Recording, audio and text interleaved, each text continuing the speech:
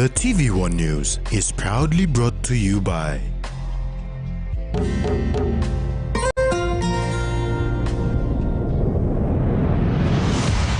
BSP, our bank, our people.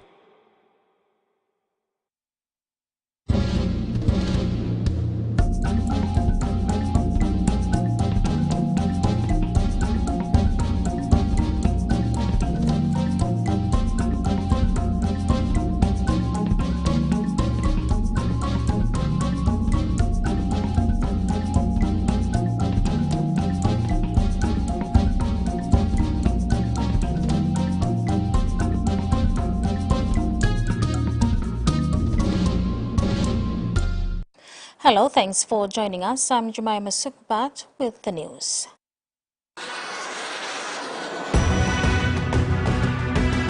In this edition, DJEC saves state nearly 10 billion kina. MPs sworn in as cabinet ministers, and Wigman stop tigers in thriller. Department of Justice and Attorney General Secretary Dr. Eric Kwa says over the last 5 years, the department has saved the state approximately 10 billion kina. Dr. Kwa, in his presentation, emphasized at day one of the 11th National Parliament members' induction on Monday that DJEC's primary function is to serve the state.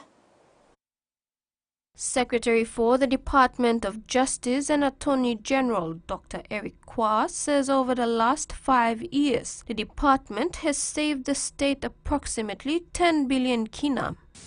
10 billion in funds that would have been paid if we didn't defend the state. That's big money. Mipla tramlo defend state long all kind of contracts, kind of claims where no threat, but people try to claim against the state. Dr. Kwa, in his presentation, emphasized at day one of the 11th National Parliament members' induction that DJEC's primary function is to serve the state. He appealed to the MPs to seek out DJEC before looking for a second opinion outside of the department.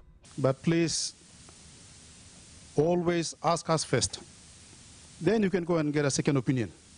It's no point going and seeking legal opinion outside and then coming to the Department of Justice and Attorney General to seek the advice from the state. He reminded the MPs that just this year, Parliament amended the Attorney General's Act, and thus, under the new Act, all district development authorities, constitutional offices, and departments of state must first of all seek the approval of the Attorney General, engaging lawyers to deal with them. If you don't get our approval, then the lawyers themselves will be in default, and they'll be fined up to 500,000. for appearing for you without our approval. And we end up paying a lot of money to lawyers, which we could easily save to deliver service.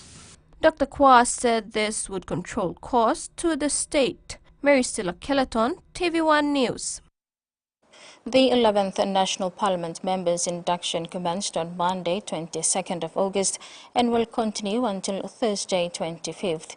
The main objective of the program is to assist new members of Parliament to familiarize themselves with important services available, as well as understand parliamentary processes and procedures, so they can become effective in their respective roles and responsibilities during their term in Parliament.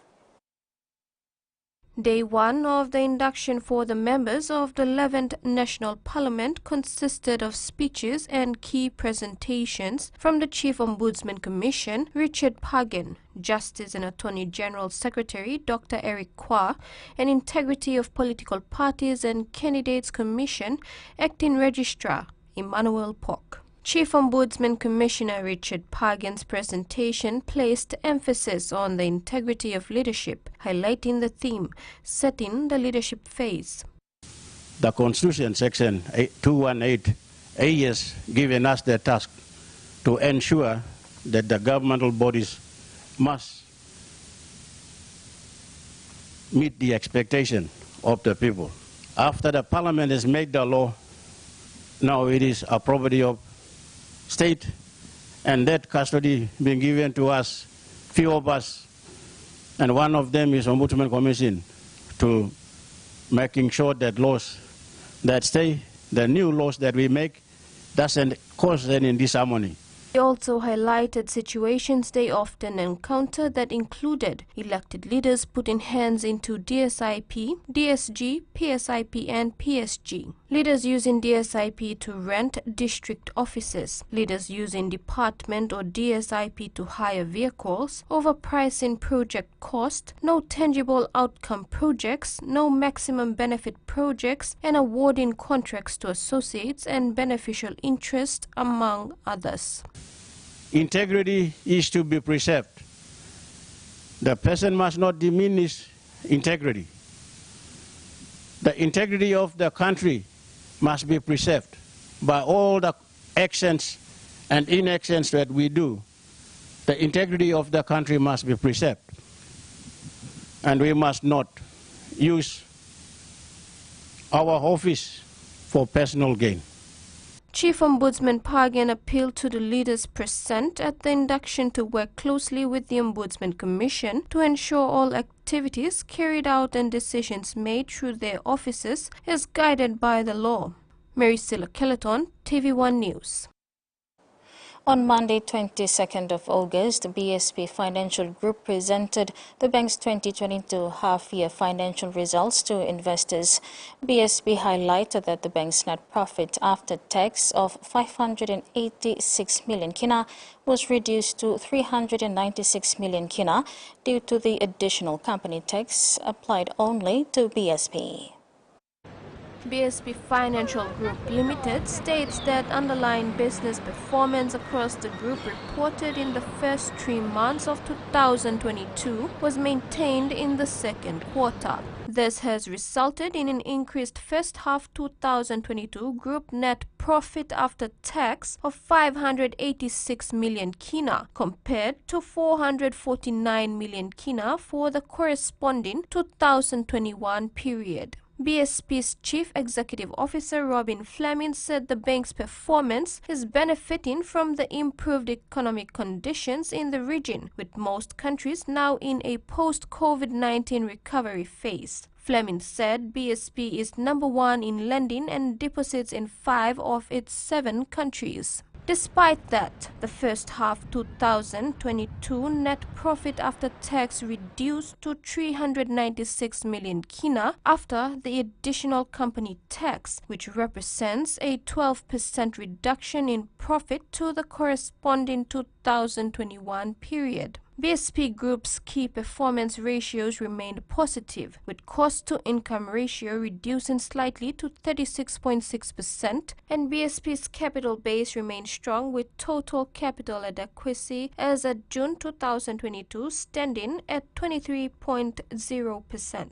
Fleming said the lower 2022 interim dividend payout of 34 toya per share when compared to the 39 toya per share for 2021 was as a consequence of the 190 million kina tax. BSP maintains that with the support of its shareholders, BSP is pursuing a judicial review to challenge the constitutional validity of the additional company tax, given its material impact on shareholder returns. Mary Skeleton, TV1 News.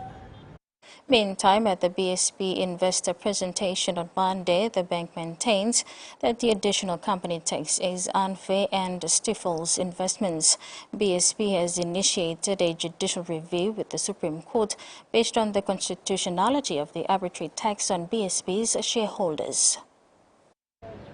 At BSP Financial Group's investor presentation on Monday, 22nd August, BSP maintained that the tax imposed by the national government applies a flat 190 million kina on any bank that has over 40% market share of financial assets, which could only apply to BSP. The full 190 million kina was taken up in BSP's Q1 2022 accounts. Due to the impact of the tax, BSP's half-year net profit after tax has reduced from 586 million kina to 396 million kina.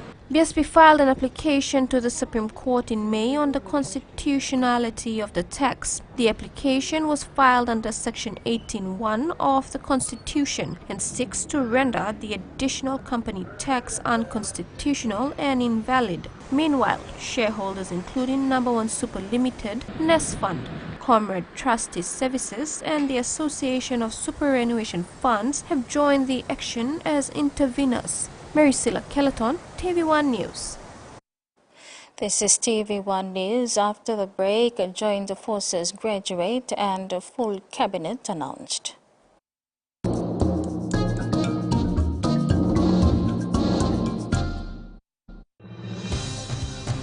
With BSP Internet Banking, you can enjoy your banking at home, at work, or wherever you are. BSP Personal Internet Banking allows you to view your accounts and transactions, transfer money, bill pay, schedule future payments, or access your bank statements. Visit your nearest BSP branch to register now. BSP Internet Banking, the smarter way to bank. BSP, our bank, our people. He says the best Hunters players come from his region. So does she. But there's one thing that brings everyone together. SP Lager, Bungum Yumi. Cheers to 70 years. Open nets.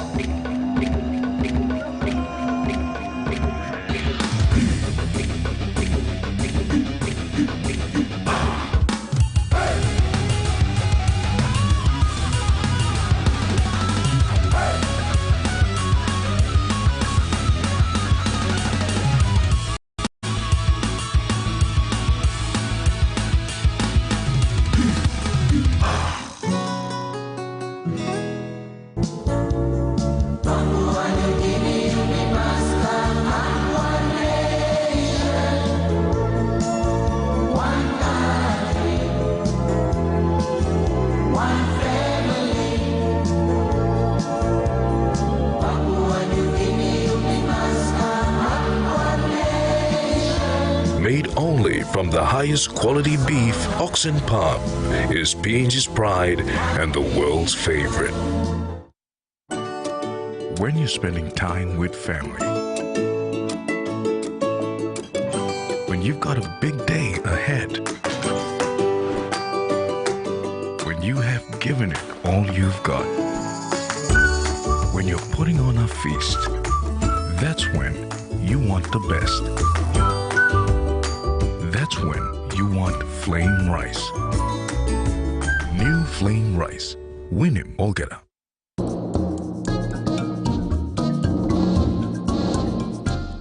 Welcome back. 38 cadets of the PNG Joint Forces Academy received their blessings during their final church parade at Igam Barracks on Sunday.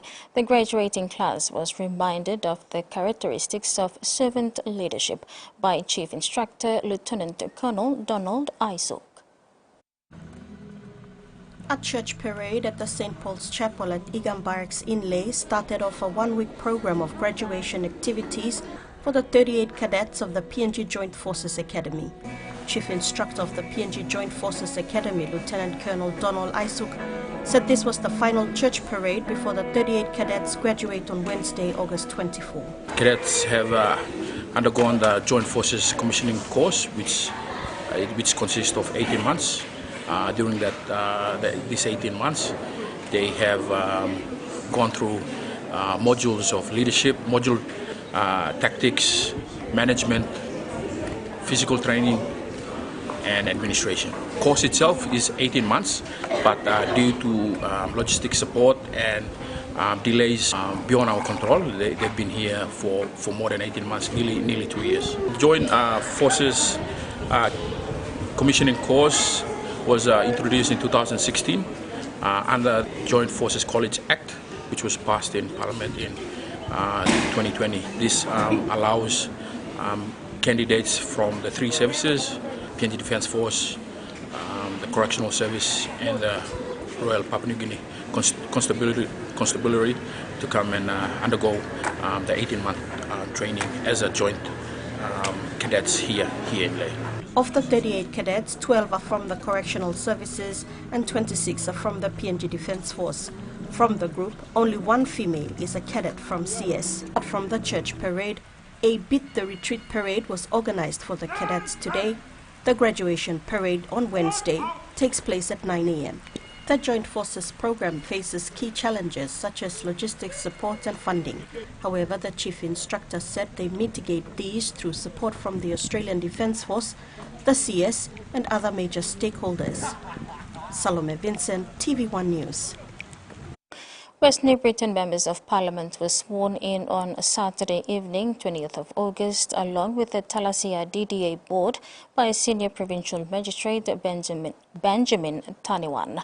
3 community leaders were also sworn in.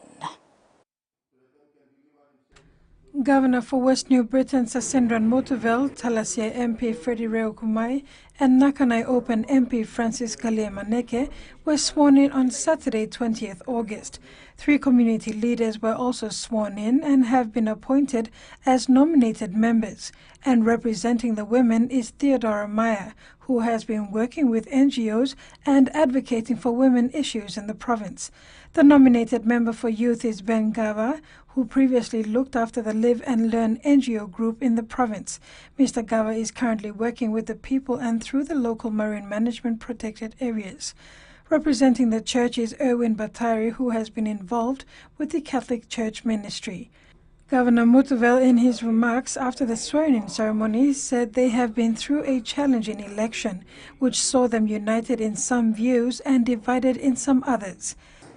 But I am here today as your governor to call for all of us to come together in a common mission to bring our province to greatness. The time for these small differences must be behind us. No one is stopping you from resigning and pursuing your political career rather than enriching yourself by sitting in this position of responsibility to fulfill your political ambition.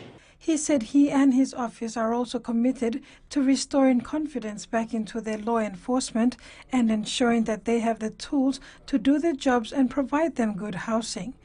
Nakanai Open MP Francis Maneke, in his address, said he believes that in ensuring the province is run well by working together and will contribute immensely to the country in service delivery. Kami believe what's an important partner for the country ini. Lo way lo making delivering service, not to giving economic service go inside the country lo making budget and lo good. Carol Kido Jr., TVWAN News.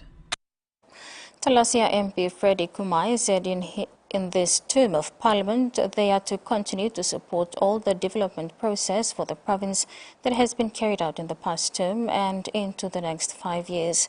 He informed the Provincial Assembly that as mandated leaders representing their people, they must observe morals and principles as their performance is measured by the level of development and services that is rendered to their people. Mr. Kumai stressed on the issue of law and order in the province and asked that it be prioritized. I would continue to ensure that accountability and transparency in the performance of the leaders and the public service has to be observed in this term of Parliament. Law and order is one of the issues that is currently affecting our province. As a government of the day, I would continue to ask the support of this Assembly to consider law and order in our province as priority. Prime Minister James Marape today announced the appointment of his full cabinet. The lineup reflected experience, continuity and regional balance. The Prime Minister said members of Parliament were chosen carefully from a pool of talented and capable leaders in the government. He said appointments reflect competence and ability. With almost all portfolios distributed to all provinces, Prime Minister James Marape announced the full cabinet today. There are also a number of key features of the National Executive Council which reflected his thoughts about the priority agenda for the government to pursue.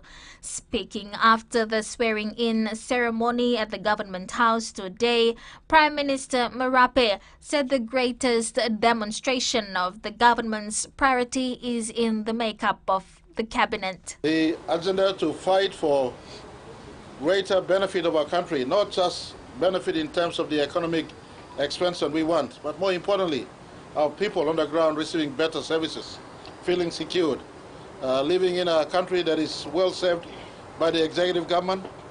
We wanted to match the structure of our portfolios consistent with our policy we gave to the elections, to our people who mandated us to be in these positions, as well as then in the next week or two, reordering and restructuring our public service so that it serves and is congruent or in line or in harmony to the way we want to serve our country better. The Prime Minister also used the opportunity to review the performances of agency heads and seek to find the right mix of political leadership to augment and complement the appointed leadership. There is no ministry that is ranked higher or ministry that is ranked lower. Every ministers are equal, every portfolio and ministries are equally important for the service of our country. Today you see leaders from all parts of our country. They qualify themselves into this portfolio representing not just their districts and provinces, but in totality our country. And we've spread them in places, in our view, goes to achieve some campaign promises we made to our people. And that ends the news segment. Sports is next. Stay with us.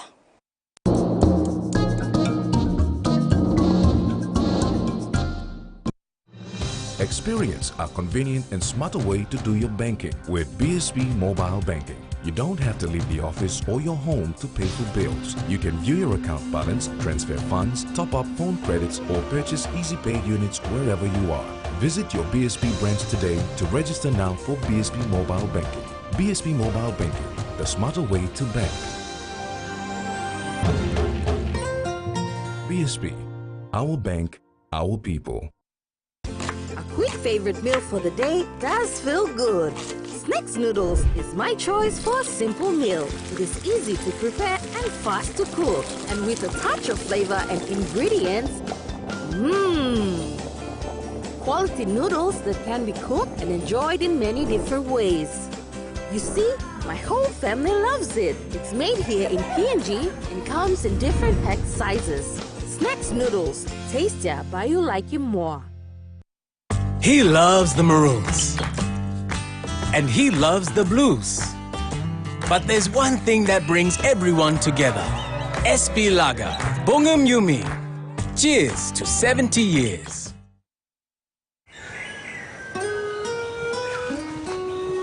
From the rich soils of the highlands, the finest coffee has been grown by generations of Papua New Guineans.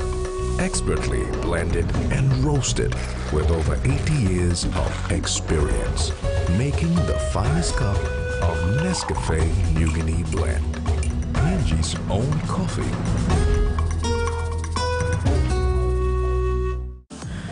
Being on a luxury ship complicates the relationship. She didn't drink too much and she didn't stay out late. She went back to her room alone. Who else on the ship had a possible motive to kill her? The woman is dead and her daughter is missing. Was it premeditated? Someone is lying. With 3,000 people on the ship and 1,000 crew members, trying to piece together this investigation is going to be almost impossible.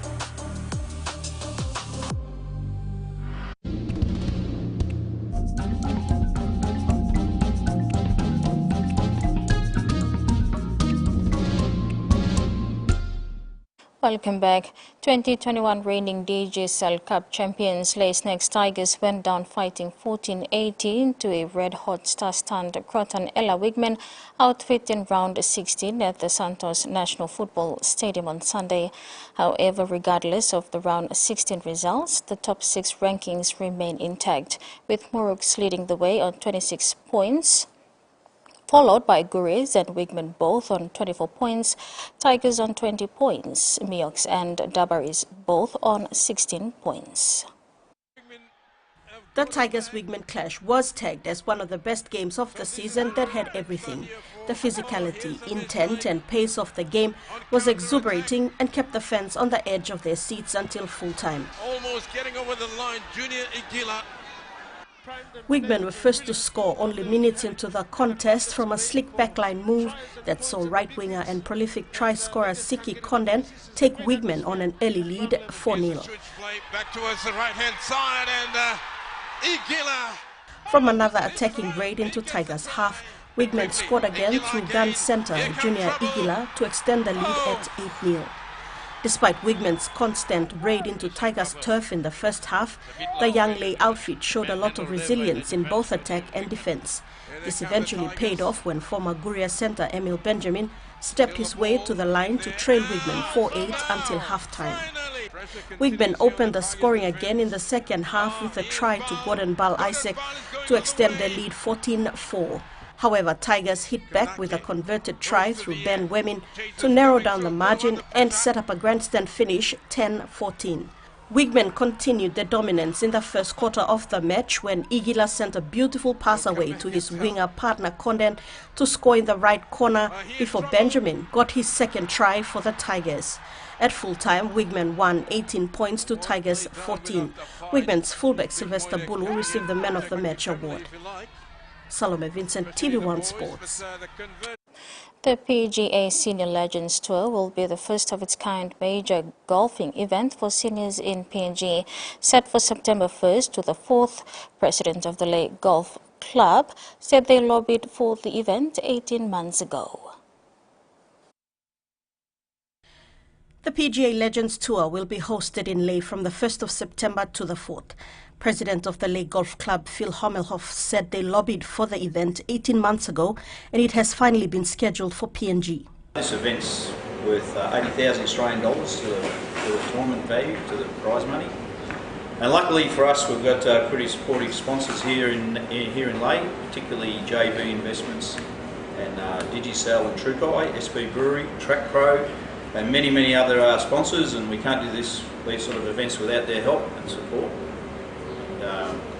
So this year's our first time to host this event, and we're certainly pretty excited about it and expect this to be an ongoing, very successful event for years to come.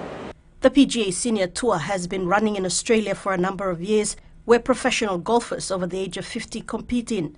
Hommelhoff said this popular event has now been extended to PNG, where golf's oldest Australian Open champion, Peter Senior, is expected to putt for the first time in the Ley Green.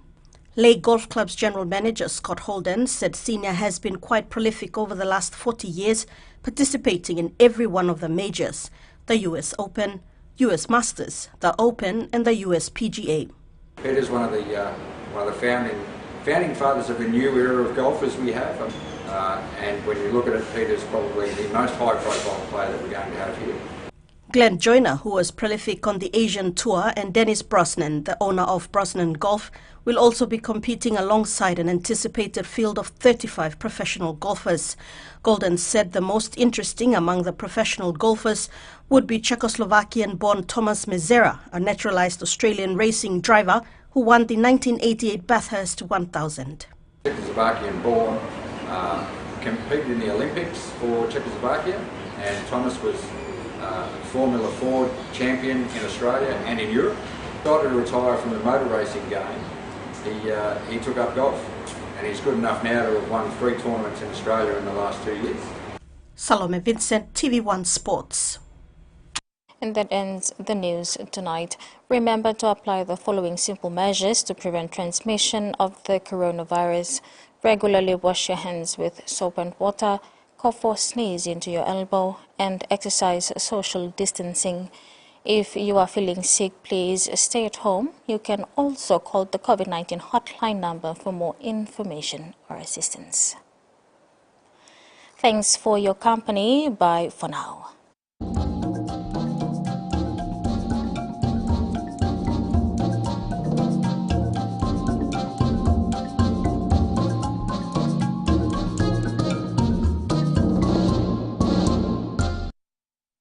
The TVWAN News was proudly brought to you by